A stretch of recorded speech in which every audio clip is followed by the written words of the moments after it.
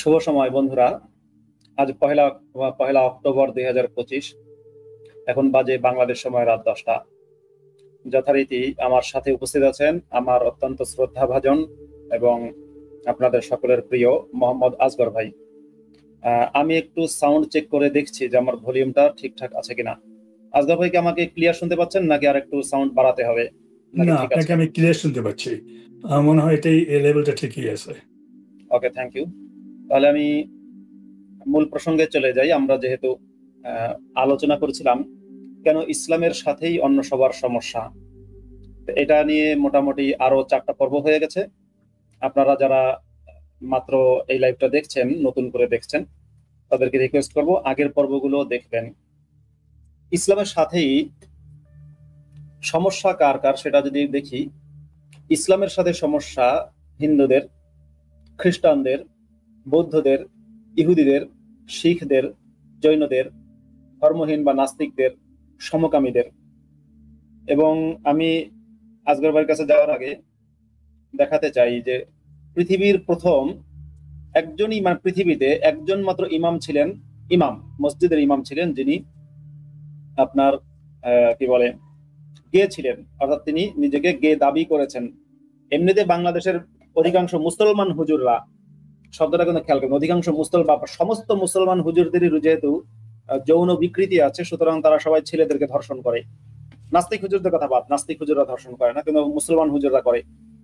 তো এই যে প্রথম যে গে ইমাম, তিনি ছিলেন সাউথ আফ্রিকায়। সাউথ আফ্রিকার কেপটাউনে তাকে হত্যা করা হয়েছে। এটা মোটামুটি এই তো কবে 6 মাস আগের নিউজ। তো এই যে মানে সমকামী ইমামের সাথে বা মানে মুসলমান, তিনি এই মুসলমান ইমামকেও মুসলমানরা হত্যা করেছে। তারপরে ভারতের একটা ঘটনা আমি একটু দেখাবো আজকে। হচ্ছে আমি শুরুতেই সবগুলো টপিক তুলে দিচ্ছি, তাতে আসগর ভাইয়ের কাছে নাকি নাকি না, আমি একটার পর একটা তুলে দিই। আসগর ভাই, এই যে সমকামী ইমামকে হত্যা করা হয়েছে দক্ষিণ আফ্রিকায় এবং সেটার বিচারের কতটুকু অগ্রগতি সে সম্পর্কে আমি জানি না। আমার ধারণা বিচারের তেমন কোনো অগ্রগতি নেই, কারণ সাউথ আফ্রিকার অবস্থা খুব খারাপ, সাউথ আফ্রিকার ফিউচারও খুব খারাপ। ভারতের এবং পাকিস্তানের, বিশেষ করে ভারত এবং পাকিস্তানের এবং আরবের অনেক শায়েখেরা সেখানে গিয়ে, মানে হুজুর, মোল্লা, দেওবন্দি হুজুররা, সালাফি হুজুররা, তারা সেখানে গিয়ে বড় বড় ইসলামিক সেন্টার খুলেছে এবং ইসলামিক সন্ত্রাসবাদের বিস্তারে ব্যাপকভাবে কাজ করছে। দক্ষিণ আফ্রিকার সরকারের একটা অংশ এক্ষেত্রে সাহায্য করছে, মানে এই ইসলামিক সন্ত্রাসবাদের বিস্তার ঠেকানোর তো প্রশ্নই ওঠে না তাদের কাছে, বরং সাহায্য করছে। এই বিষয়টা নিয়ে যদি একটু বলেন যে কেন একজন সমকামী ইমামকে মুসলমানরা হত্যা করলো। ধন্যবাদ মুফতি সাহেব আপনাকে। এই যে ইমামকে, যে সহকর্মী ছিল যাকে হত্যা করা হলো, এটা পুরোপুরি আন ইসলামিক।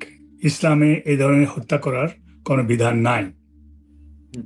তাকে আমরা যদি কোরআনকে দেখি, কোরআনের আয়াত 15 নম্বর, 4 নম্বর সূরার 15 নম্বর আয়াতটা যদি দেখি, আমরা 16 নম্বর আয়াতটা যদি দেখি, ওটাতে বলা হচ্ছে যে তোমাদের মধ্যে যদি কারণ 2 পুরুষ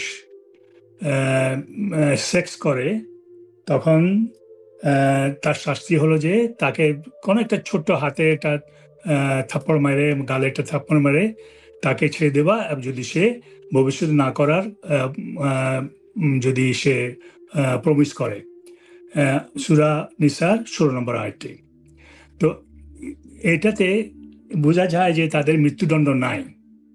তো এই যে তাকে মারা হলো ইমামকে, ইসলামের বাইরে, সাউথ আফ্রিকাতে একজন বিখ্যাত প্রিচার ছিল আহমদ দিদাদ। সে ইসলামকে ওখানে প্রচুরভাবে ওটাকে সে প্রচার করছে, যার ফলে অনেক আফ্রিকানরা ওখানে মুসলমান হয়েছে। তো এবং এই সহকর্মিতা মোহাম্মদের সময়ই ছিল। ওখানে কোরআন একটা আয়াত আছে, এখানে আমার মুখস্থ এটা নাই, বলছে কি তোমরা মহিলাকে ছেড়ে পুরুষের পিছনে কেন দৌড়াও। একটা আয়াত আছে কোরআনের মধ্যে, সম্ভবত আপনার মনে পড়বে ওটা। হ্যাঁ, ইন্নাকুম লাতাতুনার রিজালা শাহওয়াতাম মিন দুনিন নিসা বাল আনতুম কওমুম মুসরিফুন। অন্য জায়গায় কি কথা আছে এবং বলা আছে বাল আনতুম কওমুম তাজহালুন, মানে লূত নবী তার কওমের লোকদেরকে বলেছিলেন যে তোমরা কেন তোমরা যারা শাহওয়াতা মিন দুনিন নিসা, পুরুষ মানে নারী বাদ দিয়ে কেন পুরুষের পেছনে যৌন লালসা নিয়ে দৌড়াও, নিশ্চয়ই তোমরা এক সীমা লঙ্ঘনকারী সম্প্রদায়। আপনি এই আয়াতের কথা মনে বলেছেন। জি, একটা একটা সংক্ষিপ্ত ওটা বলছে যে লুতের ঘটনা ভিন্ন। লুতের ঘটনা আমরা যদি আলাপ করি, ওটা আমরা সাবজেক্ট থেকে সরে যাবো ওখানে। ওটা একটা বিস্তারিত ব্যাপার, ওটা আমরা আলাপ করতে পারবো ওটাকে, লুতকে নিয়ে। লুতের ঘটনা বাইবেলেও আছে, তো ওটা বাইবেল থেকে কোরআন ঢোকাইছে, কিন্তু বাইবেলটা যে বর্ণনা আছে জঘন্য, কোরআনে এখানে মোহাম্মদ ভদ্রতা দেখাইছে এটা লুতের হিস্ট্রিটা নিয়ে। তো ওই যে পুরুষকে মেয়েকে বাদ দিয়ে তুমি পুরুষের পিছনে কেন দৌড়াও, এরপরে কোনো শাস্তি তাদের বর্ণনা নাই কোরআনে, কি শাস্তি তাদের হবে। লুতের সমস্ত পুরা যে শহরটা ছিল, সিমড না কি নাম ছিল, ওটা পুরো ধ্বংস করে দিয়েছে আল্লাহ বা মোহাম্মদ, ধ্বংস করে দিয়েছে। এটাতে এটা বোঝা যায় যে ও শহরে বা ও টাউনে একটাও মানুষ, একটা পুরুষের সে সহকর্মী ছিল না বলে কোনো প্রুফ নাই, ছেলে মেয়ে সব মেরে ফেলছে। এই জঘন্য মানে আল্লাহ বা মোহাম্মদ। আজকে ভাই আপনি যে আয়াতের কথাটা বলছিলেন, আমি আয়াত নাম্বারটা বলি, কারণ হচ্ছে এটা সূরা আল আহরাফ, সূরা নাম্বার 7, আর আয়াত নম্বর হচ্ছে 81।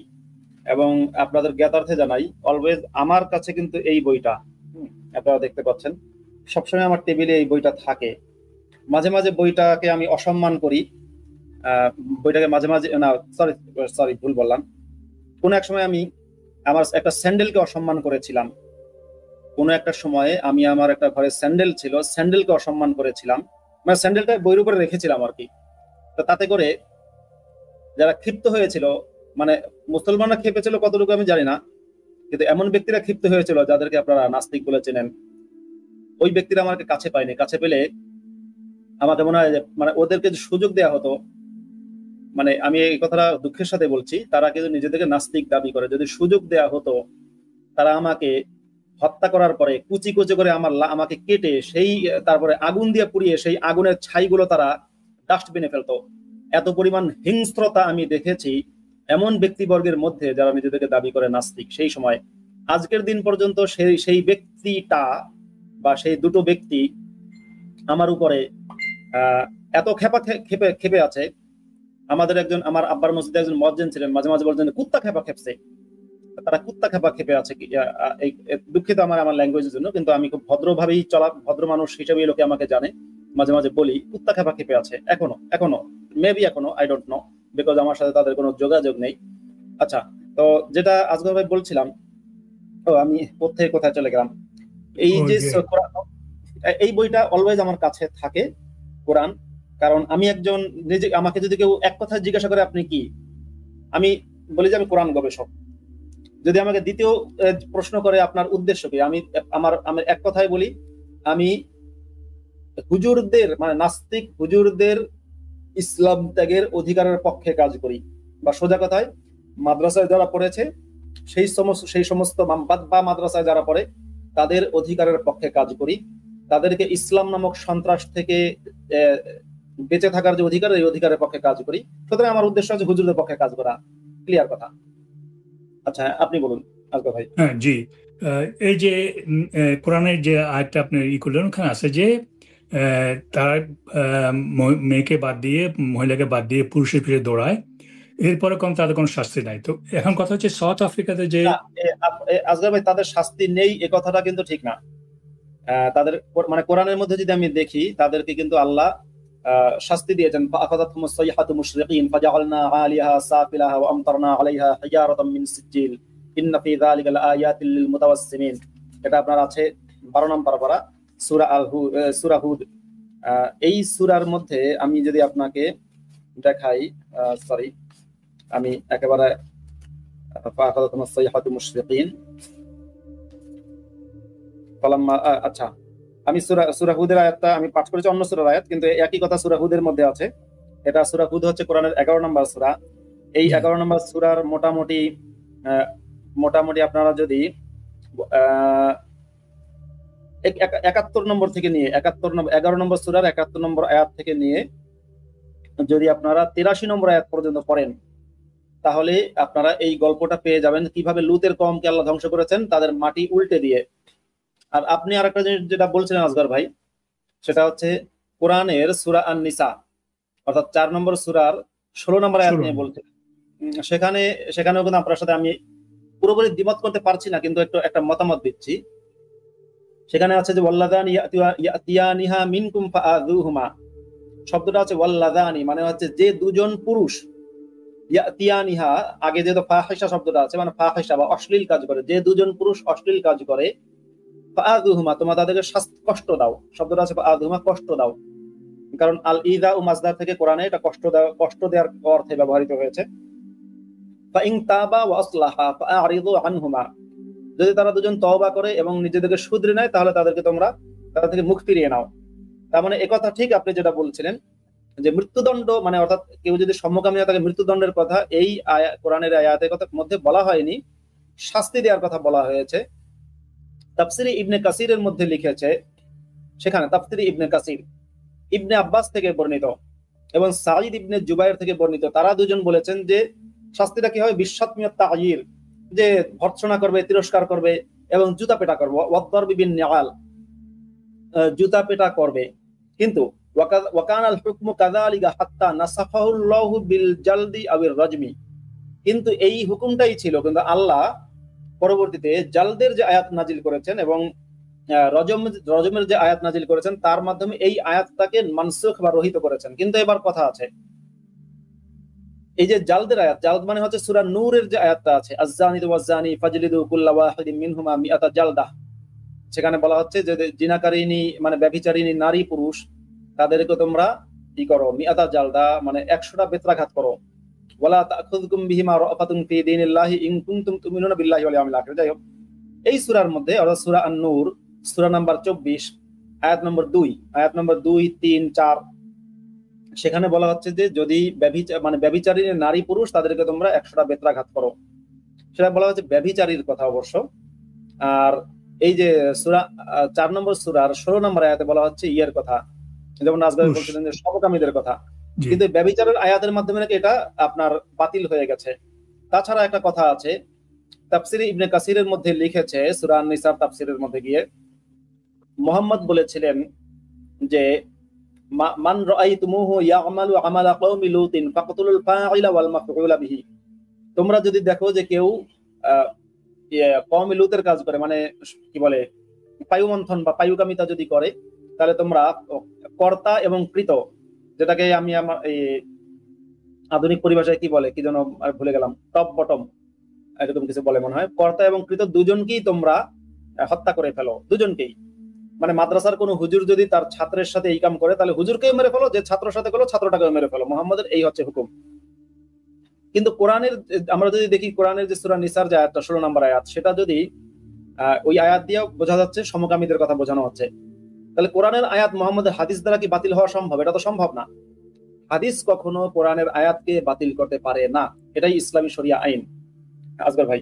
জি, তো এখানে পুরুষের কোন শাস্তি, যে মানে শাস্তি কি হবে এটা বলে, শাস্তির কথা বলা হয়েছে, কিন্তু শাস্তি কি হবে এটা কিছু বলে নেই। উল্টো দিকে যদি দুই মহিলা এই কাজটা করে, তাহলে মহিলাদের শাস্তি হলো মৃত্যু, আজীবন মৃত্যু জেলে, 15 নম্বর আয়াতে এটা আছে। তো এই যে সাউথ আফ্রিকাতে যে ইমামকে মারা হলো, এটা ইসলাম বিরোধী, এবং এটা এই জন্য মারা হলো যে তারা কোরআনকে বুঝে না, তারা কোরআনকে পড়েনি, কোরআনে কি আছে জানে না। অনেক লোকে এই হাদিস দিয়ে অনেক কিছু প্রুভ করার চেষ্টা করে, এটাকে বোঝানোর চেষ্টা করে, কিন্তু কোরআন হলো ফার্স্ট।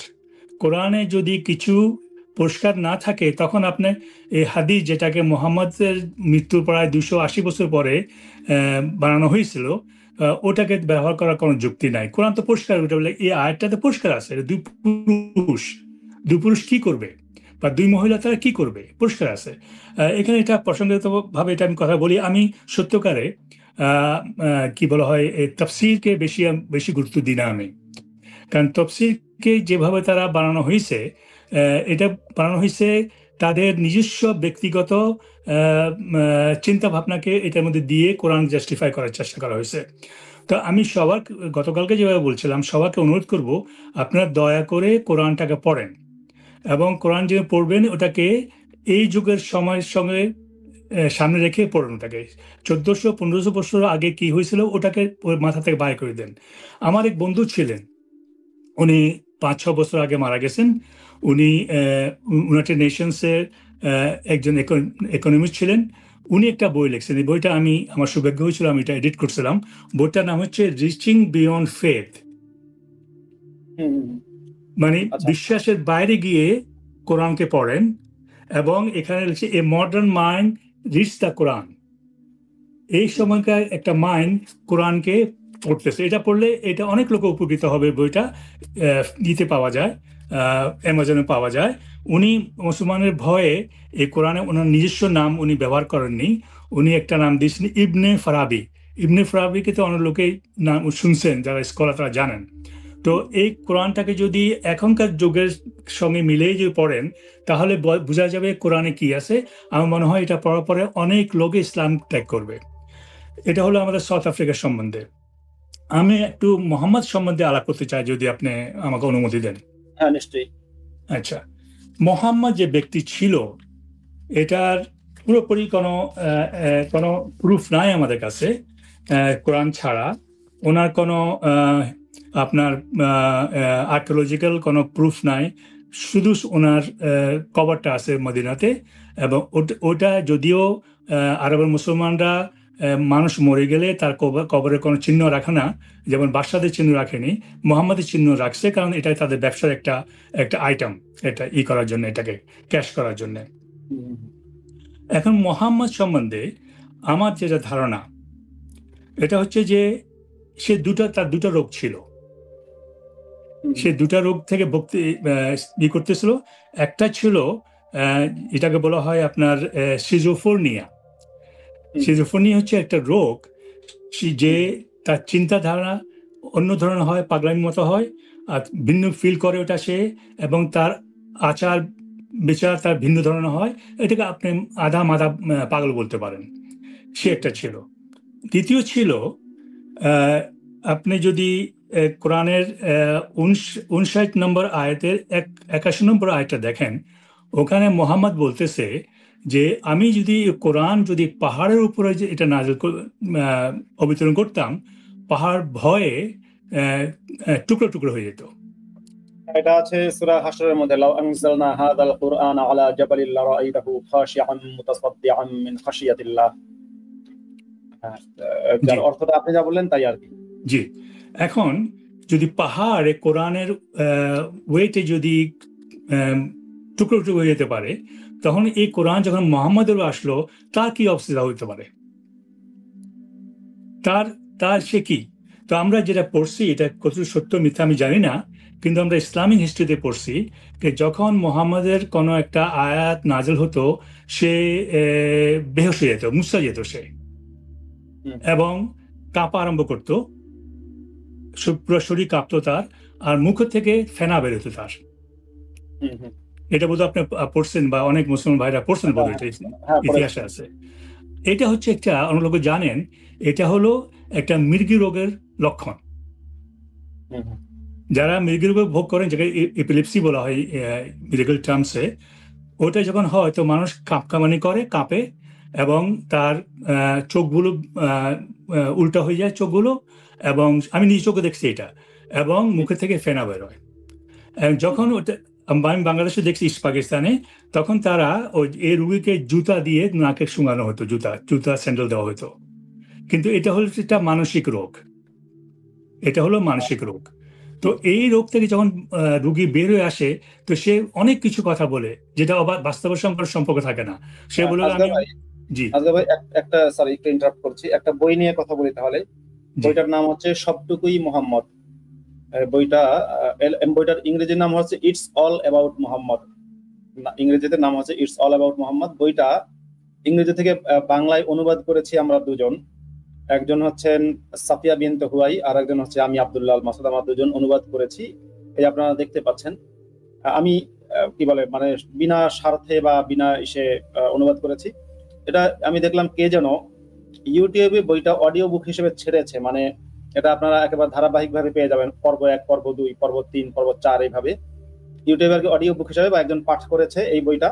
যিনি পাঠ করেছেন আমি তাকে ধন্যবাদ জানাচ্ছি, ভালো কাজ করেছেন, ওয়েলকাম আপনাকে। এবং আপনারা এই যে আমি লিঙ্কটা শেয়ার করে দিয়েছি, এই বইটার কথা উল্লেখ করলাম এই জন্য যে এই বইয়ের যিনি লেখক তিনি মোহাম্মদের রোগটাকে, একজন ইতালির একজন মনোচিকিৎসক তার রেফারেন্স দিয়ে বলেছেন যে মোহাম্মদের রোগটার নাম ছিল টেম্পোরাল লোব, মানে তা সাময়িকভাবে মৃগী রোগে আক্রান্ত হয়, এবং যখন মৃগীতে আক্রান্ত হয় তখন তার কাছে মানে সবকিছু অসম্ভব সুন্দর লাগতে থাকে, খুব ভালো লাগতে থাকে, মানে একটা অন্যরকম আধ্যাত্মিক বা স্বর্গীয় একটা অনুভূতি আসতে থাকে।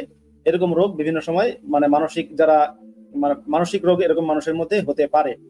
টেম্পোরাল লোভ বলে আখ্যা দিয়েছেন এই বইয়ের যিনি লেখক তিনি।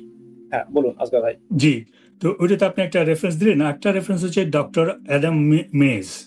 সে একজন জার্মান ডক্টর এবং নিউরোলজিস্ট, যে মানসিক রোগের চিকিৎসা করে, সে তার বইতে এটা লিখছে, তার বইতে এটা আছে।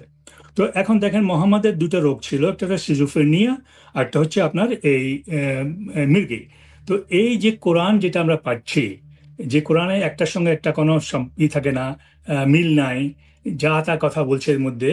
তো এটা কি এটার ফল না যে একটা মৃগী রোগ বা সিজোফ্রেনিক একজন রোগী এই বইটার লেখক?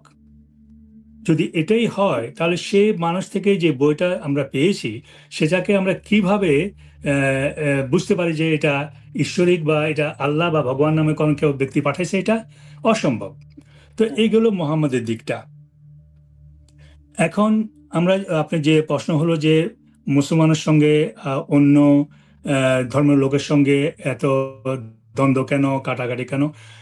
এটা কোরআনে তো একটা পরিষ্কারভাবে বলেইছে যে মোহাম্মদ বলছে যে আমার কাছে ইসলাম ধর্ম ছাড়া কোনো ধর্ম গ্রহণযোগ্য নয়। সূরা ইমরানের 85 নম্বর আয়াতটা পরিষ্কারভাবে বলে দিছে সে, আমার কাছে ইসলাম ছাড়া কোনো ধর্ম গ্রহণযোগ্য না। এটা আবার ও কনফার্ম করছে সূরা মুহাম্মাদের 47-এর 1 থেকে 4 নম্বর আয়াত পর্যন্ত। এবং 4 নম্বর আয়াতে যে গিয়ে বলছে যে যারা ইসলাম ধর্ম গ্রহণ করবে না এবং তারা তোমাদের বিরুদ্ধে, ইসলাম তোমাদের প্রচারের বিরুদ্ধে যে দাঁড়াবে, তাদেরকে তোমরা হত্যা করো, নুক তুলে ফেলো, থেকে বন্ধ করো, এই যে কথাটা বলছে। এখন মোহাম্মদের 4 নম্বর আয়াতটা জঘন্য ধরনের একটা আয়াত। এই আয়াতটা আমার মনে হয় এটা পরে অ্যাড করা হয়েছে, কারণ ও আগে 3 নম্বর আয়াতের সঙ্গে এটা খাপ খায় না, তো ওটা পরে আমার মনে হয় এটা অ্যাড করা হয়েছে। এখন যদি ধর্মের এটাই যদি বেসিস হয়, ফাউন্ডেশন হয়, তাহলে এর ধর্ম পালনকারী থেকে আমরা কি আশা করতে পারি? আচ্ছা, প্রথম আপনি কিছু বলবেন? না না বলুন। হ্যাঁ, আমি মনে করি যে পৃথিবীতে সবচেয়ে প্রথম ধর্ম হয়েছিল মূর্তি পূজারী। মূর্তি পূজারী থেকে ভিন্ন ভিন্ন ধর্ম আসছে। এবং লক্ষ্য করে দেখেন, মূসা কখনো লোককে বলেনি, তার লোককে বলেনি কি যার ধর্ম আমার গ্রহণ করবো না তাদের মারো, তাদের ই করো, মূসা বলেনি। ঈসা ধর্মতে এই ধরনের কিছু নাই। যদি আমরা দেখি যে ঈসার বাণী আর মূসার বাণী থেকে অনেক ক্ষেত্রে অনেক কিছু এনে ইসলামে ঢোকানো হয়েছে। তো ওখানে যে ঈসা যে বলছে তোমার যদি তোমার গালে থাপ্পড় মারে তুমি 8টা গাল দিয়ে দিও, এই ধরনের কোনো কথা ইসলামে নাই। আচ্ছা, এখন আমরা আসি এই কথাতে যে যখন মোহাম্মদ ইসলাম প্রচার করতেছিল হেজাজে, তখন ইন্ডিয়ার কি নাম ছিল আমি জানি না, সবচেয়ে বেশি হিন্দু সংখ্যা ছিল ইন্ডিয়াতে, সবচেয়ে বেশি। তো যদি আল্লাহ কোনো নবী পাঠায় থাকে, তাহলে আল্লাহ এই মোহাম্মদকে বা অন্য কোনো নবীকে এই মূর্তি পূজার বিরুদ্ধে ইন্ডিয়াতে কোনো নবী পাঠালো না কেন?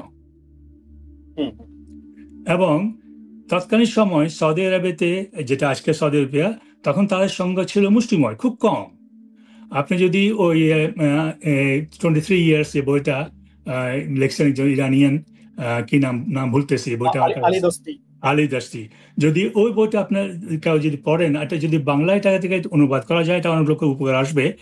উনি বইতে পরিষ্কার লিখছেন যে আল্লাহ এ আরব ছাড়া, হিজাজ ছাড়া পৃথিবীর অন্য কোনো জায়গায় জানতো না, সে কোনো আরো জায়গা আছে এটাকে। তো এখানে যদি এটাকে যদি বলেন কুল্লে নাস, যে আমি সব মানুষের জন্য এই কোরআন পাঠাইছি বা ইসলাম পাঠাইছি, এটা মিথ্যা প্রুফ হবে। আল্লাহ শুধু আরবের লোককে, লোক আরব সম্বন্ধে জানতেন, ওইটার সম্বন্ধে এটা বলছে যদি কোরআন আল্লাহ তরফ থেকে এসে থাকে, এখানকার লোকের জন্য হয়েছে কিছু লোকের জন্য।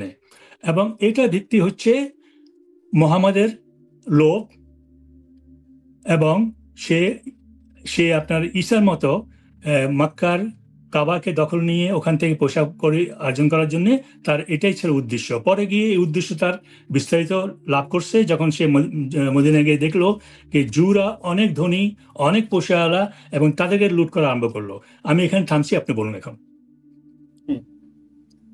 তো এই যে মোহাম্মদ যে, মানে মোট কথা একটা জিনিস বোঝা গেল যে মোহাম্মদের মানসিক রোগটা আমরা ধরতে পেরেছি। যেমন অনেক মানসিক রোগটা আছে, কেউ বলছে এপিলেপসি বা মৃগী রোগ। আবার ওই বইটাতে মানে সবটুকু মোহাম্মদ বইতে বা ইটস অল অ্যাবাউট মোহাম্মদ বইতে লেখক বলছেন যে তার রোগটা ছিল টেম্পোরাল লোব, যেটাই হোক মানে কাছাকাছি এই ধরনের রোগে আক্রান্ত ছিল। এটা স্নায়বিক রোগও হতে পারে, কারণ মোহাম্মদ তার ছোটকালেও নাকি এরকম বেহুশ হয়ে গেছিল। ছোটকালে যখন হালিমা তাকে নিয়ে গেছিল তখন বেহুশ হয়ে গেছিল, এরকম একটা গল্প আমরা পাই। তো এইসব গল্প পাওয়ার পরে এরপর মোহাম্মদের যে পরবর্তী নিষ্ঠুর কার্যকলাপ আমরা দেখতে পাই, যে প্রচন্ড নিষ্ঠুরতা, অমানবিক নিষ্ঠুরতা, এবং সবচেয়ে বেশি নিষ্ঠুরতা তার হচ্ছে যারা তার ধর্ম পালন করে না তাদের বিরুদ্ধে এবং নারীদের বিরুদ্ধে। মানে নারীদের বিরুদ্ধে তার নিষ্ঠুরতা, এই যে নিষ্ঠুরতা বলতে এক ধরনের ঘৃণা বা তাদের দাসী বানিয়ে রাখা, তাদেরকে দমন করা, অবদমিত করে রাখার একটা চেষ্টা। এর পেছনে কারণটা কি হতে পারে? এটা কি এই জন্য যে ছোটকালে মোহাম্মদকে তার মা ভালোবাসেনি? যদিও আমরা সেটা এর আগের লাইভ গুলোতে বলেছি, কেন মোহাম্মদকে তার মা লালন পালন করতে পারলো না, কেন অন্য নারীর হাতে তুলে দিল, এর পেছনে কি কারণ? মোহাম্মদের কোনো বোন ছিল না, ভাইও ছিল না, ভাই বোন কিছুই ছিল না। এই যে মায়ের ভালোবাসা পায়নি, এজন্যই কি মানে মায়ের জাতি বা নারী জাতির প্রতি মোহাম্মদের কি এত আক্রোশ? আপনার কি মনে হয়? আপনি ঠিকই বলছেন, তার আক্রোশ ছিল। এটা একটা মানুষের একটা নেচার।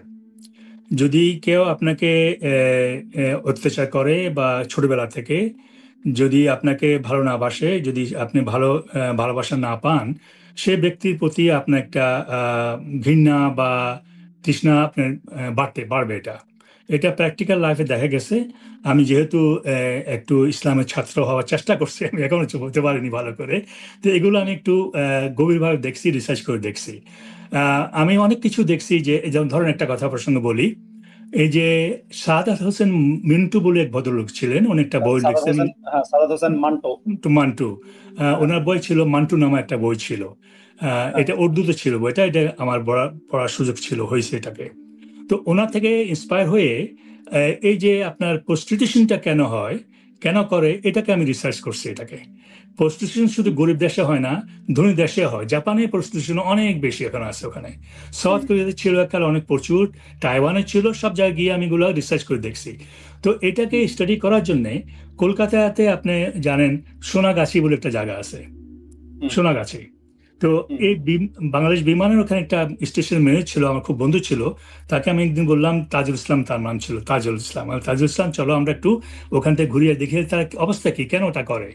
তো সে বলল না যাওয়া ঠিক হবে না, চলো আমাকে হেল্প করো। আমরা দুজন গেলাম ওখানে।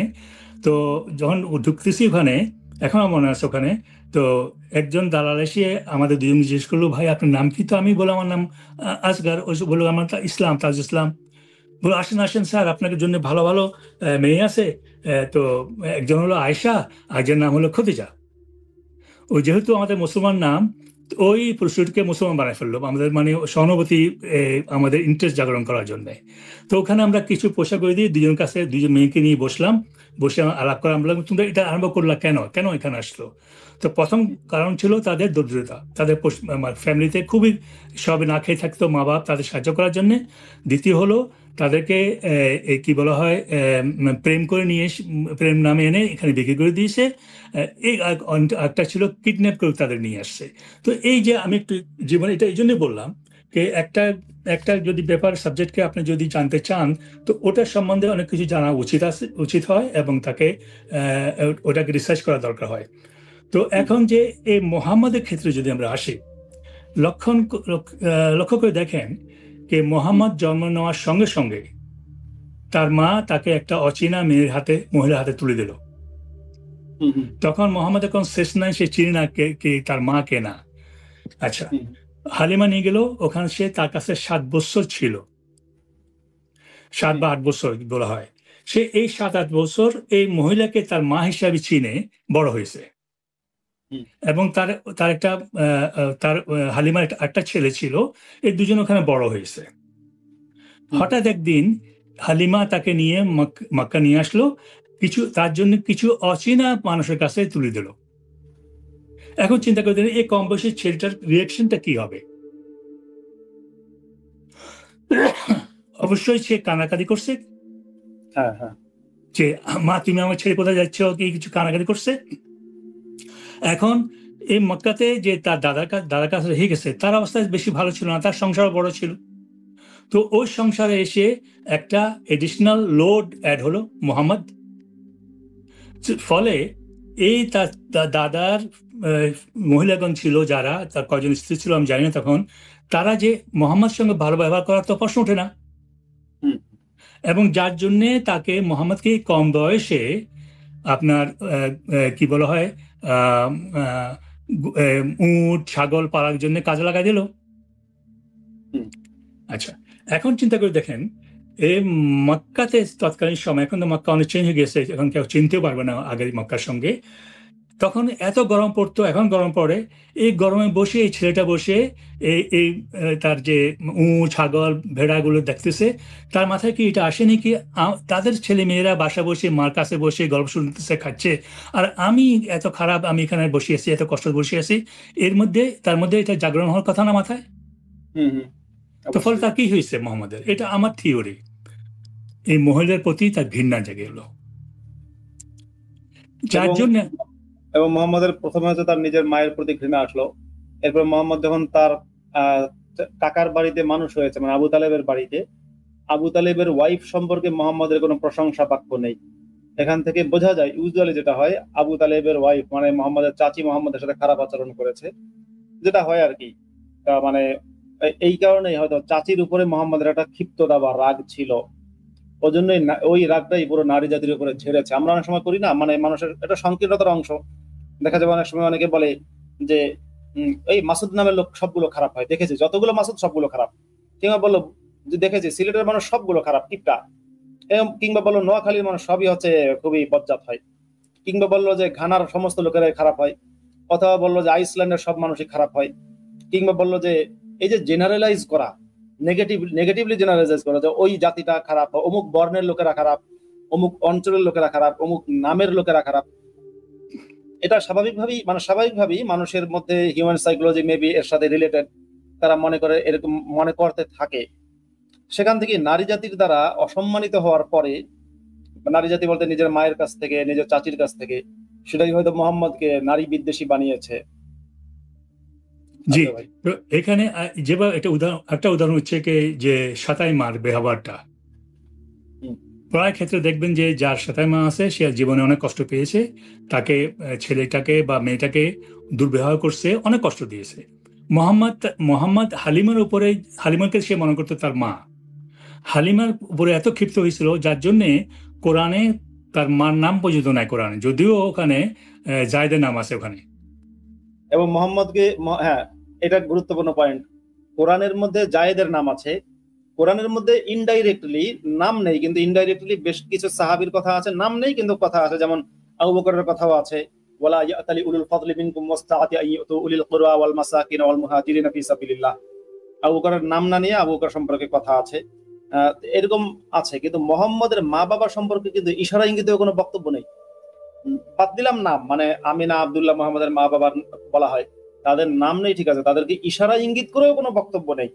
একজন সাহাবী মোহাম্মদকে জিজ্ঞাসা করেছিল যে আমার বাবা কোথায় আছে, মোহাম্মদ বলেছিলেন ফিন্নার, মানে জাহান্নামে আছে।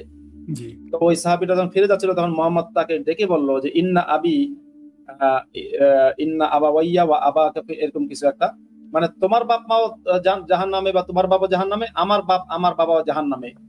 তো সৌদি আরবের গ্র্যান্ড মুফতি শাইখ আব্দুল্লাহ বিন বাজ ফতোয়া দিয়েছেন যে রাসূলুল্লাহ সাল্লাল্লাহু আলাইহি ওয়াসাল্লাম মানে মুহাম্মাদের মা বাবা, তারা মাতা আলা শিরকের উপরে মারা গেছে, মানে মুশরিক অবস্থায়। সুতরাং তারা কোথায়? তারা জাহান্নামে আছে। এই যে নিজের মা বাপরে পর্যন্ত ঠেলে জাহান্নামে পাঠানো, এর পেছনে ওই যে মুহাম্মাদের মা মুহাম্মাদকে ভালোবাসেনি, সেটাই হয়তো কারণ। হ্যাঁ, এটা হতে পারে। এবং এটাও লক্ষণীয় যে কোরআনে কোথায় বলা হয়নি তোমার মা বাপকে তুমি ভালোবাসো নাই, সম্মান করতে বলছে, কিন্তু ভালোবাসতে বলেনি। সবচেয়ে বেশি বলা হয়েছে ভয় করতে। জি, কোরআনের মধ্যে এটাই একটা মানে বিষয়, যে আমি বাইবেল যতটা পড়েছি, বাইবেলের মধ্যে আউল ফাউল কথা আছে ঠিক, কিন্তু বাইবেলে কিন্তু বলা হয়েছে ঈশ্বর হচ্ছে আমাদের পিতৃতুল্য, ঈশ্বরকে ভালোবাসো বা ঈশ্বর আমাদেরকে ভালোবাসে, ভালোবাসার কথাটা কিন্তু বাইবেলেও আছে। জি, কিন্তু ইসলামের যে কোরআন, সেই কোরআনের মধ্যে আল্লাহ বলেনি যে তোমরা আল্লাহকে ভালোবাসো।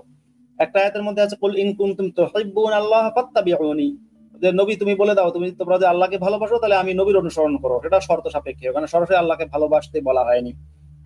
আর যত জায়গায় আমরা দেখি যে ফাত্তাকুল্লাহ, আল্লাহকে ভয় করো, হ্যাঁ, ওয়াহদারু, আল্লাহ থেকে সাবধান থাকো, মানে আল্লাহ এত ভয়ঙ্কর যে আল্লাহ সম্পর্কে বলা হচ্ছে ফাহদারু, আল্লাহ ওয়াইহাযযিরুকুমুল্লাহ নাফসা, আল্লাহ তার নিজের সম্পর্কে সাবধান করছেন। মানে আমরা যেরকম অনেক সময় বাড়ির সামনে দেখি না, কুকুর সম্পর্কে লেখা থাকে যে বেওয়ার অফ ডগ, বা কুকুর হইতে সাবধান। আল্লাহ কোরআনের মধ্যে নিজেকে এরকম কুকুর বানিয়ে বলছেন যে আমি আল্লাহ থেকে সাবধান, আমি কিন্তু কুত্তা, পাগলা কুত্তা, কামড় দেবো, মানে ভাবটা প্রায় এরকম।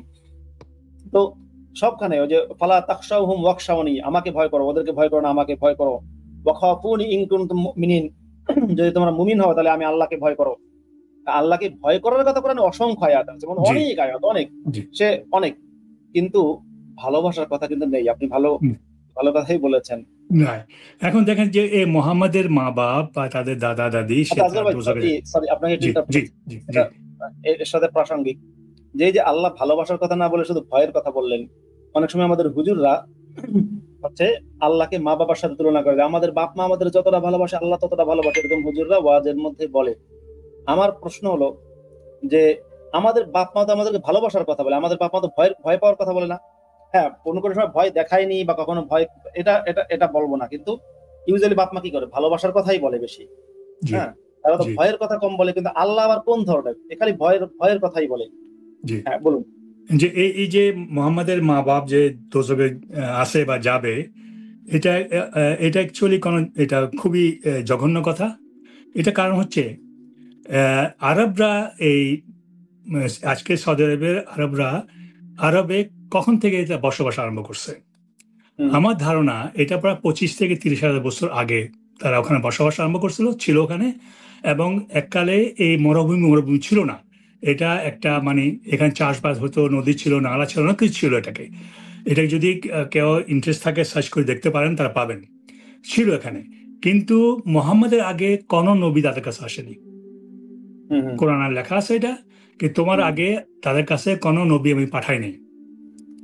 যখন তাদের কাছে তাদেরকে আল্লাহর পথে আনার জন্য, আল্লাহর ইবাদত করার জন্য যখন তারা কোনো নবী পাননি, তাদেরকে নির্দেশ দেওয়ার জন্য কোনো নবী আসেনি, আর তারা যদি কুফরি করে থাকে, তারা যে মূর্তি পূজা করে থাকে, এটা তাদের দোষ কোথায়? দোষটা কার? দোষটা হচ্ছে যে আল্লাহ যে আকাশে বসে আছে বা মাটিতে আছে, যে সে এটা তাদের এখানে যে তারা যে মূর্তি পূজা করতো 20-30 বছর 1000 বছর, এটাতে তাদের দোষ কোথায়? তোমার যদি এতই তাদের সম্বন্ধে তোমার জানা থাকতো, তাহলে তুমি তাদেরকে মুহাম্মাদের অনেক আগে নবী পাঠানো কেন? ফলে এই যে মুহাম্মাদের মা বা দোজখ আছে, এটা অযৌক্তিক কথা।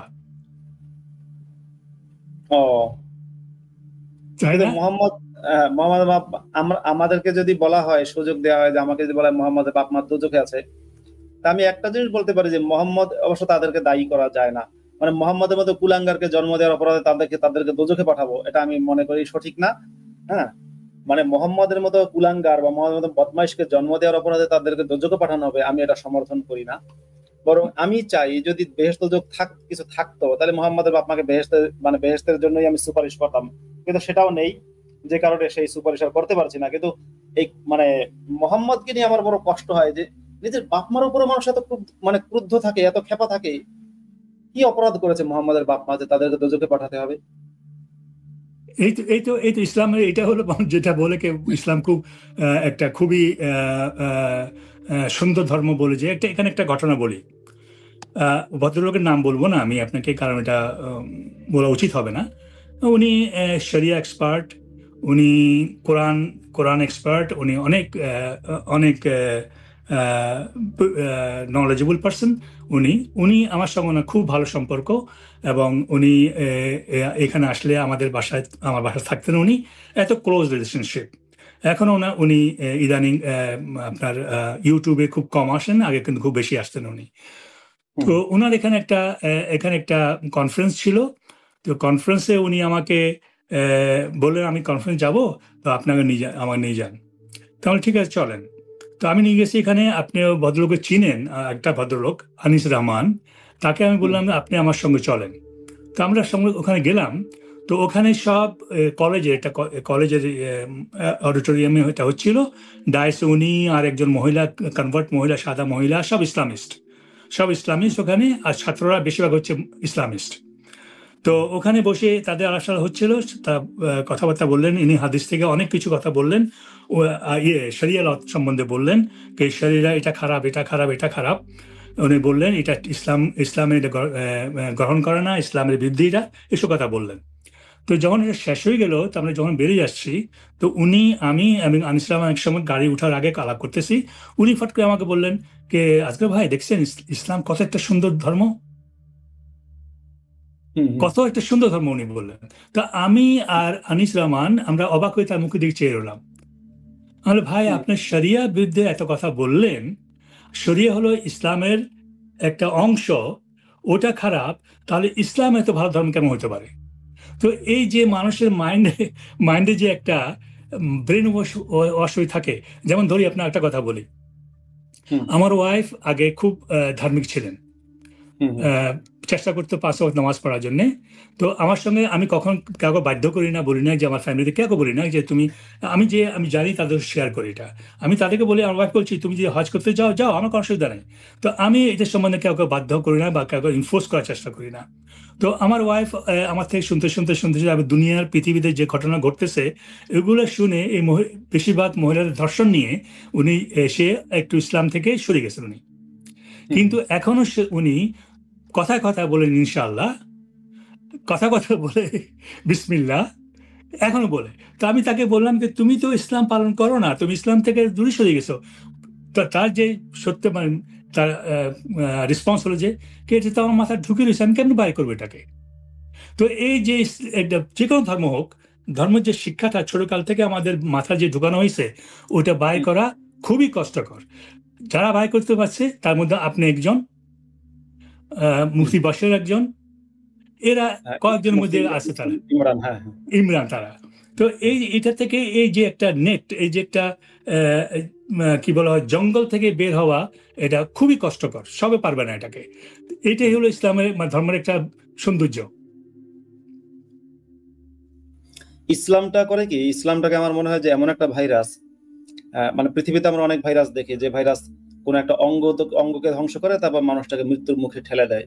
কিন্তু ইসলাম মনে হয় এমন একটা ভাইরাস যে পুরো ব্যক্তির সকল কিছু, সমস্ত অঙ্গ প্রত্যঙ্গকে অ্যাটাক করে এবং সমস্ত অঙ্গ প্রত্যঙ্গ একসাথে ধ্বংস করে। আমরা যদি মস্তিষ্ক বা মগজকে দেখি, মানে মগজের বা আমাদের চিন্তা শক্তির বা চিন্তা শক্তির প্রত্যেকটা স্তরে স্তরে ইসলামকে ঢুকিয়ে দেওয়া হয়, এবং তারপরে সেই প্রত্যেকটা স্তর এমন ভাবে ইসলামের সাথে ওতপ্রোতভাবে মানে লেগে যায় যে একজন মুসলিম সে ইসলাম ছাড়া নিজেকে আর কল্পনাই করতে পারে না। মানে এমনকি যে মুসলিম, ইউজুয়ালি সমস্ত মুসলিমের চরিত্র মোহাম্মদের চেয়ে ভালো। যে মুসলিম মোহাম্মদের কোনো একটা কাজকে অপছন্দও করে, ধরুন কোনো একজন মুসলিম তার কাছে শিশুকামিতা ভাল লাগে না, সেও কিন্তু ওই থেকে মানে একটা এমন ভাবে আষ্টে পৃষ্ঠে জড়িয়ে ধরেছে ইসলাম তাকে যে সে ওখান থেকে বেরোতে পারে না। আচ্ছা আজকের ভাই, এখন আমি এই 48 মিনিট হয়ে গেছে, আমি একটু শেষের দিকে যেতে চাই। আপনার কাছে শেষ প্রশ্ন হচ্ছে, এই যে ইসলামের সাথে সবার সমস্যা, এই সমস্যা নিয়ে আমি দেখাতে গেলে আরেকটা জিনিস একটু দেখাই, এটা খুব প্রাসঙ্গিক। এটা আমি কিছুই দেখাবো না, মানে অল্প সামান্য একটু দেখাবো। ভারত, আমরা জানি যে বাংলাদেশে দুর্গাপূজার সময় মুসলিমদের একটা আবদার থাকে যে আজানের সময় মাইক বন্ধ করতে হবে, নামাজের সময় মাইক বন্ধ রাখতে হবে, হিন্দুরা আজান নামাজ এই সমস্ত মাইক বন্ধ রাখবে, এরকম অনেক আবদার। কিন্তু ভারতের সংখ্যালঘু মুসলিমরা, যে ভারতের এই যে যাকে দেখতে পাচ্ছি রফিকুর রহমান, উনি হচ্ছে তৃণমূল কংগ্রেস দলের একজন বিধায়ক। উনি আর্জি জানিয়েছেন, আমি ভিডিওটা দেখাচ্ছি না, আপনারা চাইলে দেখতে পারেন। উনি আর্জি জানিয়েছেন যে নামাজের সময় যেন দুর্গাপূজা বন্ধ রাখা হয়। উনি কিন্তু বাংলাদেশের না, ভারতের, পশ্চিমবঙ্গের, এবং সেটা উনি আর্জি জানিয়েছেন ভারতের পশ্চিমবঙ্গের জন্য এটা বন্ধ রাখা হয়। এটা নিয়ে মোটামুটি কিছুটা বিতর্ক হয়েছে, যদিও খুব বেশি বিতর্ক হয়নি, কিন্তু মোটামুটি কিছুটা বিতর্ক হয়েছে। তারপরে সেকেন্ড আর একটা বিষয় আছে যে মানে ভারতের চীনপন্থীরা সবসময় বলে যে ভারতের মুসলিমরা চরমভাবে নির্যাতনের শিকার, তারা সংখ্যালঘু।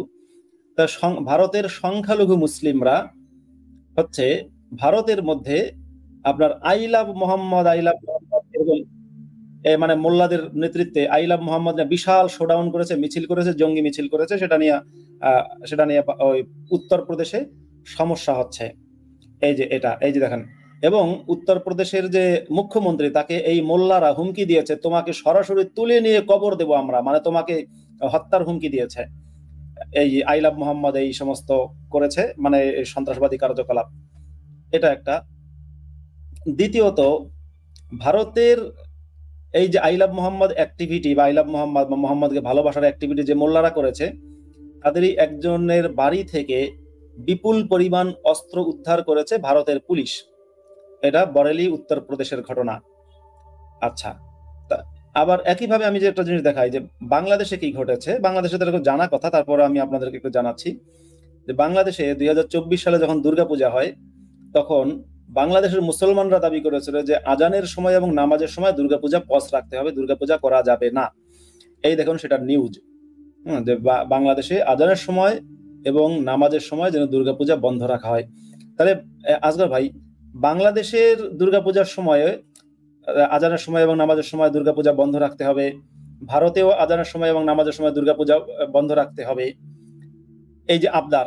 কিন্তু আমরা কি দেখেছি যে ভারতে কিংবা বাংলাদেশের হিন্দুরা মুসলমানদেরকে বলেছে যে আমাদের দুর্গাপূজার সময় তোমাদের নামাজ বন্ধ রাখতে হবে, আমাদের দুর্গাপূজার সময় তোমাদের আজান বন্ধ রাখতে হবে, দিনে অন্তত 2 ওয়াক্ত আজান বা 3 ওয়াক্ত আজান তোমাদের দেয়া, মানে মাইকে দেওয়া চলবে না, বিকজ আমাদের দুর্গাপূজা চলে।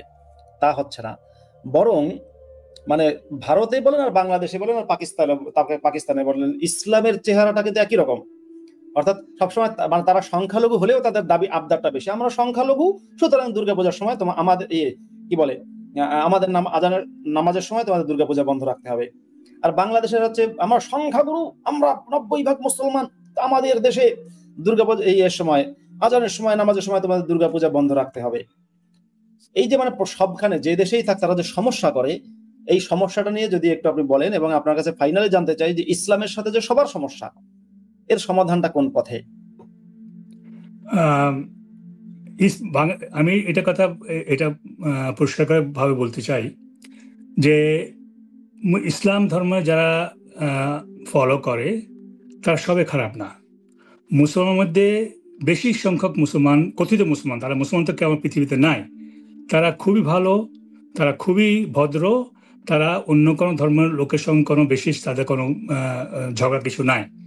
এটা কারণ হচ্ছে কি যে তারা যারা ভালো মুসলমান, যারা আমরা জানি, তারা কখনো কোরআন পড়েননি, আর পড়লে পড়লেও বুঝেননি এটা।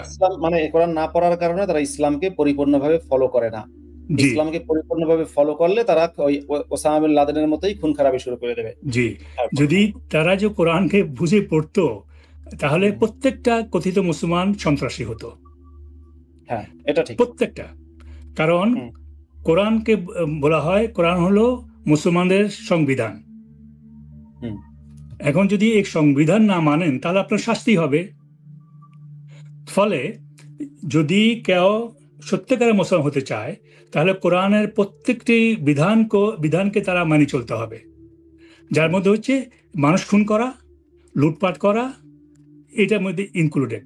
তো তারা ভালো মুসলমান এই জন্যে কি যেহেতু তারা কোরআন পড়েননি, আর পড়লে কোরআনকে বুঝেনি। এগুলো এক।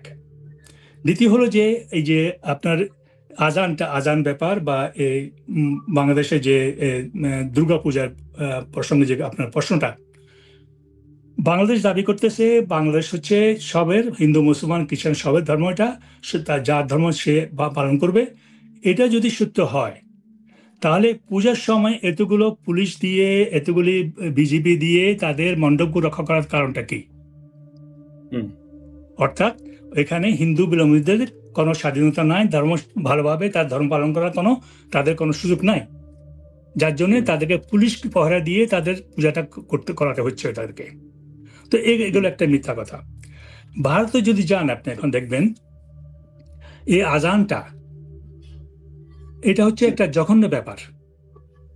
এই আপনার সকাল থেকে আরম্ভ করে রাত্রে পর্যন্ত, তারপর হচ্ছে আপনার ওয়াজ মাহফিল, রাত্রে 1টা-2টা বিন্দু ওয়াজ তুলতেছে, ওখানে চিৎকার করে বলতেছে।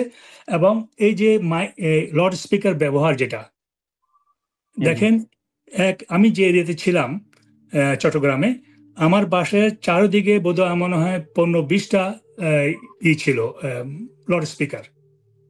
যখন এগুলো থেকে একসঙ্গে যখন আজান চিৎকার আরম্ভ হয়, তখন কোনো ব্যক্তি শান্তি থাকতে পারবে না, ঘুমাতে পারবে না। আচ্ছা, ছেলে মেয়েদের পরীক্ষার প্রস্তুতি নিতে হয়, তারা পারে না, অসুস্থ লোক ঘুমাতে পারে না। আজান এমন একটা জঘন্য জিনিস, যার জন্য আপনি বলতে জানেন, এটা ইন্ডিয়াতে সোনু নিগম যে গায়ক, সে একটা বিরোধী করে সে একটা স্টেটমেন্ট দিয়েছিল, সকালে আমাকে ঘুমোতে তুলে দিয়ে আমার অসুবিধা হয়, যার জন্য কলকাতার এক মৌলবি তার বিরুদ্ধে ফতোয়া দিয়েছে যে সোনু নিগমের মাথা যে মুন্ড করে দেবে তাকে 10 লাখ টাকা উপহার দেওয়া হবে। তো সোনু নিগম তার নিজে থেকে সে নিজের মাথা মুন্ড করছিল এবং বলছে আমাকে 10 লাখ টাকা এখন দাও। তো এই হলো যে তাদের আজানের ব্যাপার। তো আজান যদিও আমার মনে পড়ে যে ইন্ডিয়ান সুপ্রিম কোর্ট থেকে একটা জাজমেন্ট ছিল যে এটাকে ভলিউম কমা দিতে হবে, বা এই ধরনের নিষিদ্ধ করতে হবে, কিছু আইন ছিল, আমার সঠিক মনে পড়তেছে না। কিন্তু কোন সরকার এটাকে বন্ধ করতে পারছে না, কারণ তাদেরকে মুসলমানের ভোট দরকার। এই পলিটিক এখানে এসে তাদেরকে, এই যে ইন্ডিয়াতে আপনি দেখেন 47 সনে ইস্ট পাকিস্তানের হিন্দুর সংখ্যা কত ছিল? কে বলে 26%, কে বলে 17%, তার ধরলাম 20%। এখন সেখানে হিন্দুর সংখ্যা হচ্ছে ম্যাক্সিমাম হলে 5%। অন্যদিকে ইন্ডিয়াতে আপনার 300 মিলিয়ন থেকে এখন কত 600 না 700 মিলিয়ন মুসলমানের সংখ্যা বাড়ছে। ওখানে মুসলমানের সংখ্যা বাড়তেছে, এখানে হিন্দুর সংখ্যা কমতেছে। তো ইন্ডিয়াতে যদি হিন্দু মুসলমানদের অত্যাচার হয়, তাদেরকে স্বাধীনতা না থাকে, তো তাদের সংখ্যা বাড়লো কেমনে? আর বাংলাদেশে যদি হিন্দুরা যদি ভালো থাকে, তাদের সংখ্যা কমলো কেন? অর্থাৎ তারা বাংলাদেশের নাগরিক, কিন্তু তাদেরকে ওখানে তাদের জুলুম হচ্ছে, তাদেরকে কাটাকাটি হচ্ছে, যার জিনিসপত্র তাদের জমি জামান দখল করে নেওয়া হচ্ছে। এটা মুসলমানদের একটা ইসলামিক স্পিরিট। ওয়েস্ট বেঙ্গলে আমি তো এটা মনে করি যে মমতা ব্যানার্জি, সে আধা মুসলমান, সে হাফ মুসলিম। না, আমি আপনার সাথে একমত হওয়া সত্ত্বেও আবার একটু বলছি, আমি তাকে হাফ মুসলমান মনে করি না। আমি তাকে মনে করি মামুনুল হকের চেয়েও, মিজানুর রহমান আজহারের চেয়েও, এবং হচ্ছে শায়েখ আহমদুল্লাহর চেয়েও অনেক বেশি ভয়ঙ্কর মুসলমান। হ্যাঁ, বলুন। কারণ এই জন্য আধা মুসলমান। সে একটা পাবলিক মিটিংয়ে, আমি নিজে কারণ শুনছি এটা, সে বলছে আমি ইসলাম ধর্মকে পছন্দ করি, ভালোবাসি, মুসলমানরা ভালো, আমি এখানে দাঁড়ায় বলছি লা ইলাহা ইল্লাল্লাহ, মোহাম্মদ রসুল বলেনি সে। এবং রিসেন্টলি একটা ভাইরাল ভিডিওতে দেখেছি, আমি বলছি ভিডিওটা আমি সত্যাসত্য যাচাই করিনি, চায়না ব্যানার্জি, মানে ওই মমতা ব্যানার্জি আপনি যাকে বলেন, এই মানুষটা একটা তার দলীয় লোকদের মধ্যে পরিবেষ্টিত ছিল। সে সময় একজন ছেড়ে দে নৌকা আমায় যাব মদিনায়, এই গানটা গেয়েছে একজন। সেই গান গাওয়ার পরে তার মনের মধ্যে যে আনন্দ, আমার মনে হয় যে ছেড়ে দে নৌকা আমি যাব মদিনায় এই গান শোনার পরে কোনো মুসলমানের মনে এত আনন্দ আমি পাইনি। কোনো মুসলমানের চোখের মুখে এত খুশির ঝিলিক দেখা যায় না, যেটা ওনার মধ্যে দেখা যায়। যে কারণে আপনি ওনাকে বলছেন হাফ মুসলমান, আর আমি ওনাকে বলছি মানে ট্রিপল মুসলমান। মানে অর্থাৎ জাকির নায়েকের ইসলামের প্রতি যতটা বিশ্বাস, মানে কি বলে, যতটা মুসলমান, বিশ্বাসের বিষয়টা আলাদা। জাকির নায়েক যতটা মুসলমান, কিংবা বিন লাদেন যতটা মুসলমান তার চেয়েও অনেক গুণ বেশি মুসলমান হচ্ছে আপনি যার কথা বললেন সেই জি সেই নারীটা। জি। তো এখানে যদি যেহেতু আমাদের হাতে বেশি সময় নাই, একটা কথা বলে আমি শেষ করে দিচ্ছি। এখানে মুসলমানরা নন মুসলিমের সঙ্গে থাকার কথা না, হুম তাদেরকে সেপারেট থাকতে হবে, যার জন্য পাকিস্তান করা হয়েছিল, তার জন্য 47-এ। হুম যদিও আপনার জিন্না সে সত্যকার মুসলমান ছিল না, সে কোনোদিন মসজিদে যায়নি, সে পোর্ক খেত, সে উস্কি ড্রিঙ্ক করতো, সে সে পাকিস্তান বানাইছে মুসলমানের জন্য। এবং সে তার ভাষা ছিল গুজরাটি এবং ইংলিশ। সে উর্দু ভাষাটা পাকিস্তানের জন্য ই করলো 52-তে বোধ হয়, যে ওখান থেকে হলো বাংলাদেশের মানে ইস্ট পাকিস্তান সেপারেশনের, ওখান থেকে এটা আরম্ভ হলো। তো ওটা একটা কথা। কিন্তু আজগর এই ভাই, যে আচ্ছা আপনি বলুন, তারপরে জিন্নার একটা ঘটনা বলছি আমি। হ্যাঁ আচ্ছা জি। তো এই যে মুসলমান যে তারা ফতোয়া দিচ্ছে মুসলমান কাফেরদের মারার জন্য, এই যে তারা প্রচার করে এগুলা, আপনার শুনছেন বোধ হয় আদনান সামি একটা হুম ছবিতে গান গেছে, ভর দে ঝোলি ইয়া মোহাম্মদ। হুম হুম। শুনছেন না এটা? না, এটা শুনিনি আমি। এটা খুব বিখ্যাত। এটা এটা ইন্ডিয়ান অনেক প্রোগ্রাম এটা গাওয়া হয়। ভর দে ঝোলি ইয়া মোহাম্মদ, কই না যায় তেরে দর সে খালি। তো এই হ্যাঁ এখন এটাকে চিন্তা করেন, এটা অনেক লোক লক্ষ্য করেনি। মোহাম্মদের থেকে কিছু আপনার চাওয়ার ইসলাম কোন বিধান আছে? না। মোহাম্মদ নিজে আল্লাহ থেকে চেত, হুম আল্লাহ আমাকে দাও।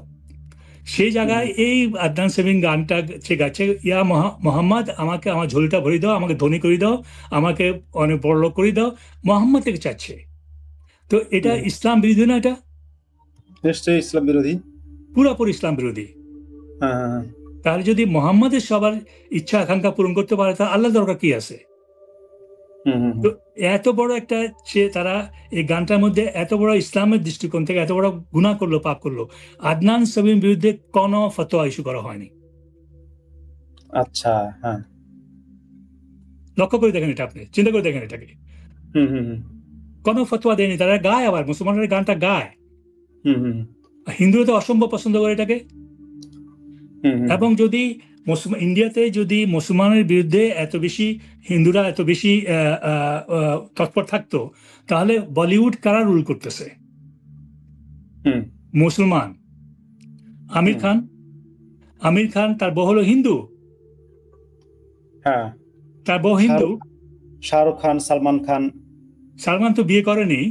এই শাহরুখ খানের যে গৌরী, হুম সে হলো হিন্দু, আর হে হলো হুম মুসলমান। যদি সে বলে আমি সব ধর্ম মানি, যে কিন্তু ইসলাম বিধানে কোরআনের সূরা বাকরা 224 নম্বর আয়াতে বা 222 নম্বর আয়াতে পরিষ্কার লেখা আছে যে মুসলিম পুরুষ কোন মহিলা, হিন্দু বা অমুসলিম মহিলাকে বিবাহ করতে পারবে না। হুম তার বিরুদ্ধে কোনো ফতোয়া নাই। হুম আমির খান হিন্দু মেয়েকে বিয়ে করলো, তার বিরুদ্ধে কোনো ফতোয়া নাই। যে হুম এই যে তারা যে ইন্ডিয়া বলিউড যে একটা অনেক বড় এন্টারটেনমেন্ট ইন্ডাস্ট্রি, ইন্ডিয়াতে কোটি কোটি টাকা ট্রানজাকশন হয়, তারা যদি ওখানে রাজত্ব করতে পারে, তো মুসলমানের কোথায়? হিন্দুরা তাদেরকে বঞ্চিত করতেছে, তাদেরকে অত্যাচার করতেছে কোথায়? আমি শেষ করলাম, আপনি বলেন। অনেক ধন্যবাদ আজগর ভাই। আমরা মোটামুটি এই যে একটা মিথ্যা প্রচারণা চালানো হয়, যেটা মাদ্রাসার মূর্খরা এবং হচ্ছে ভারতের একদল একটা নির্দিষ্ট ধর্মে বিশ্বাসী লোকেরা আহ, মানে পাগলরা বলতে থাকে যে বিশ্বজুড়ে মুসলমানরা নির্যাতিত, এই যা খণ্ডন করে দিলেন আজগর ভাই। আমরা আজকের লাইভটা এখনই শেষ করে দেব। শেষ করার আগে আমি একটু আমার লেখা একটা বই আছে, মৌলিক বই, এটার নাম হচ্ছে, আমি একটু দেখাচ্ছি, বইটার নাম হচ্ছে নাস্তিক ইমামের হজ। বইটার লেখকের নাম হচ্ছে মুফতি আব্দুল্লাহ মাসুদ। দেখতে পাচ্ছেন, নাস্তিক ইমামের হজ, এটা আমার লেখা বই। আপনাদেরকে রিকোয়েস্ট করবো বইটা আপনারা কিনবেন। এখন কিভাবে কিনবেন সেটা, আমার যে ফেসবুক আইডি আছে, আমার ফেসবুক আইডিতে আপনারা ফলো করবেন। ফলো করে এই বইটা কেনার জন্য রিকোয়েস্ট থাকলো। আমি ফেসবুক আইডিতে পোস্ট করে জানাবো। অনেকেই আমাকে কমেন্ট করেছেন, জানতে চেয়েছেন, প্রচুর কমেন্ট পেয়েছি। আসলে ব্যর্থতা আমার, যে আমি নিজে এখনো পর্যন্ত এটা কিভাবে মানে সেল করব বা কিভাবে আমার বন্ধুদের কাছে বা গুণগ্রাহীদের কাছে পৌঁছে দেবো, সেটা আমি নিজেও জানি না। এটা, তাছাড়া বইটা যেখান থেকে প্রকাশিত হয়েছে আমি সেই জায়গা থেকে অনেক অনেক অনেক দূরে আছি, এবং যারা প্রকাশ করেছে তারাও কিভাবে এটা পৌঁছে দেবে সেটা নিয়ে আমি তাদের সাথে কথা বলছি, এবং খুব দ্রুত ফেসবুক পোস্টের মাধ্যমে জানিয়ে দেবো কিভাবে আপনারা বইটা পেতে পারেন। এই বইটা খুব ইম্পর্টেন্ট একটা জিনিস আমি মনে করি, not as a writer only, বা মানে বরং আমি মনে করি যে আমি জানি আমি কি লিখেছি, যেহেতু আমি লিখেছি এটা, এখানে আমি চেষ্টা করেছি যে যতটা সম্ভব যতটা নিরপেক্ষতার সাথে লেখা সম্ভব সেভাবে নিরপেক্ষতার সাথে লিখেছি। কিন্তু আমার জীবনের একটা গল্প, আমি যখন নাস্তিক ছিলাম, মানে ইসলামে অবিশ্বাসী ছিলাম এটা বলা ভালো, আমি যখন ইসলামে অবিশ্বাসী ছিলাম, একই সাথে আমি ইমাম ছিলাম, সেই অবস্থায় ইসলামে অবিশ্বাসী, আবার মসজিদের ইমাম, আবার আমি হজ করতে গেলাম। কেন ইমাম অবস্থায় হজ করতে গেলাম অথচ আমি নাস্তিক বা ইসলামে অবিশ্বাসী, সেই প্রশ্নের উত্তর এখানে পেয়ে যাবেন।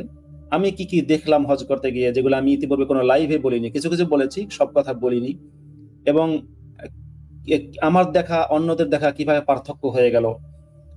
বা ইসলামের যে ধর্ম ব্যবসার সিস্টেমটা, সৌদি আরবের ধর্ম ব্যবসার সিস্টেমটা, এই সব কিছু নিয়ে মানে আমি চেষ্টা করেছি চুলচেরা বিশ্লেষণ করার জন্য।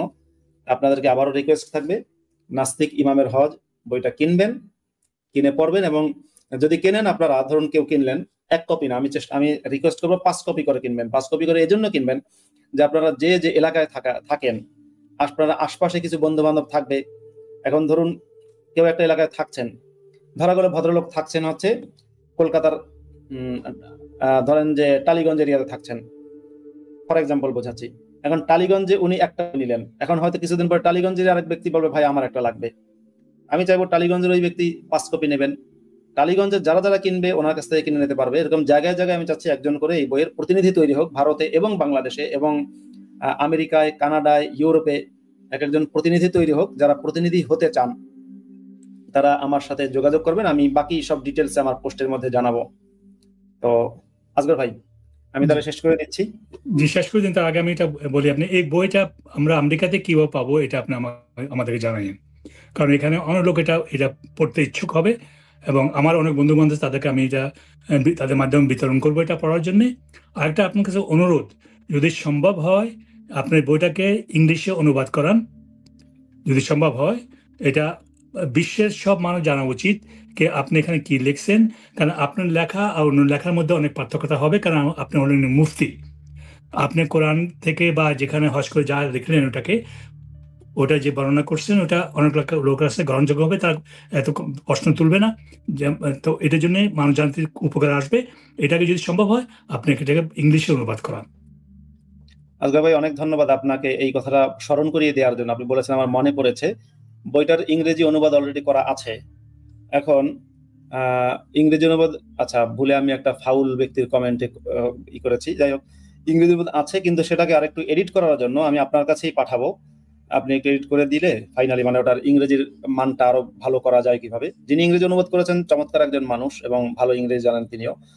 ওই ফাইনাল এডিট করার পরে গিয়ে আমি ওটাকে ইংরেজিতে অ্যামাজনে ছাড়বো, অন্য কথা সেটা আমি চেষ্টা করে দেখছি, আমি পরে জানাবো। কিন্তু বাংলাটা এখন আমার হাতে পেয়ে গেছি। আর যদি আপনাদের হাতে পৌঁছানো, সেটা আমার হাত ধরে যাবে না, সেটা প্রকাশকের হাত ধরে যাবে, কারণ আমি খুব খুব দূরে থাকি। আমার কাছে বইটা আসতেও সময় লেগেছে, কারণ আমি এতটাই দূরে থাকি। তো যাই হোক, তো ভালো থাকবেন আসগর ভাই, আপনার জন্য শুভকামনা।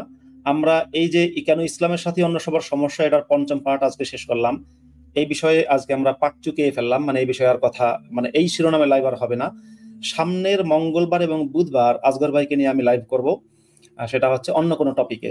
আসগর ভাইয়ের কাছে যে মানে জ্ঞানের ভান্ডার আছে, উনি অনেক বয়স্ক মানুষ, মানে অনেক বয়স্ক মানুষ। আমরা সবাই চাই, আমি চাই, আমার বন্ধুরা চাই যে ওনার যে জ্ঞানের ভান্ডার আছে সেটা যেন সংরক্ষিত থাকে, ভিডিও আকারে সংরক্ষিত থাকে। এবং আমরা আশাবাদী যে আসগর ভাই দীর্ঘজীবী হবেন, সুস্থভাবে জীবনযাপন করবেন, সেটাও আশা করি। তো ঠিক আছে, আমি বিদায় নিচ্ছি আসগর ভাই। আপনাকে অনেক ধন্যবাদ, আবার দেখা হবে।